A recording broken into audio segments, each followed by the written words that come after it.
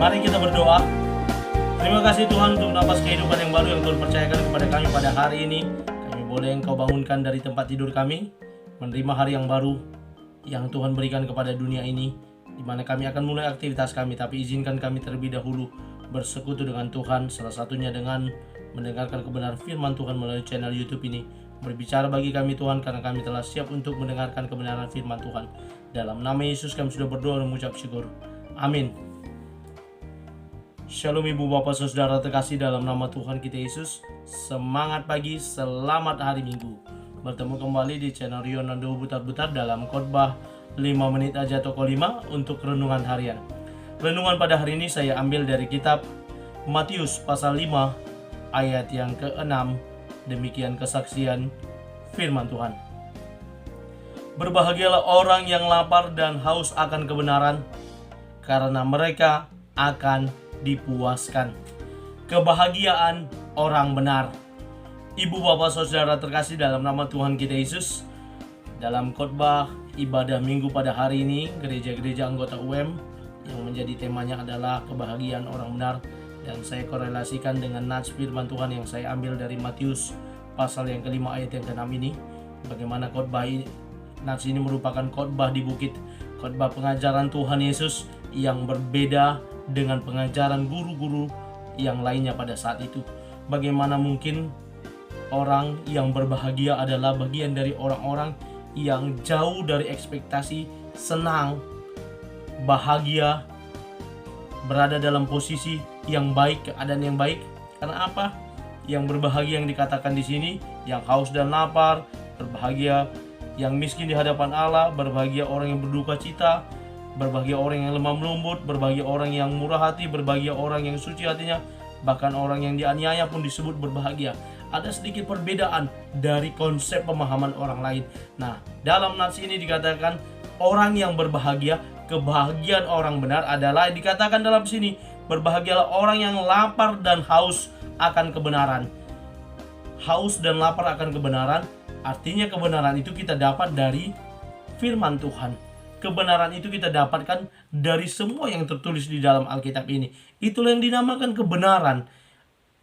Lalu kebenaran berikutnya adalah hal yang dilakukan dengan tepat, sesuai adil, dan sesuai dengan azas-azas kemanusiaan, sesuai dengan apa yang dikatakan oleh perintah Tuhan atau firman Tuhan dalam kehidupan kita, diimplementasikan menjadi satu kesatuan yang dikatakan dengan kebenaran.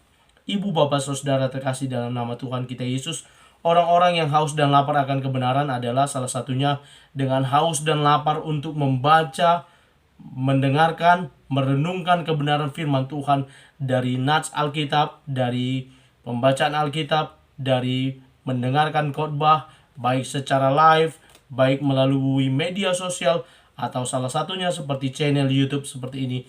Sudah banyak referensi bagi kita untuk mendengarkan khotbah-khotbah oleh para hamba Tuhan yang menyampaikan kebenaran firman Tuhan.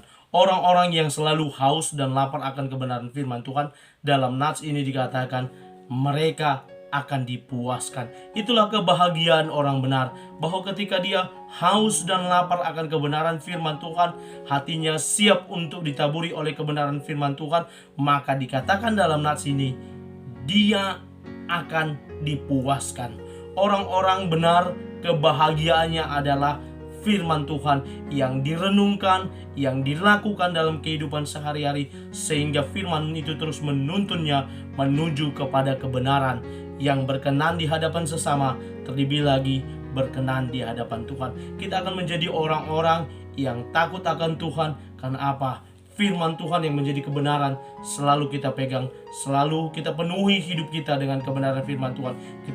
Kita haus dan lapar, firman Tuhan yang selalu memuaskan dan mengenyangkan hidup rohani kita.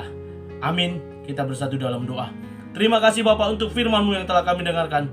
Berkati firman-Mu boleh bertumbuh berakar, buahnya lebat melalui cara hidup kami.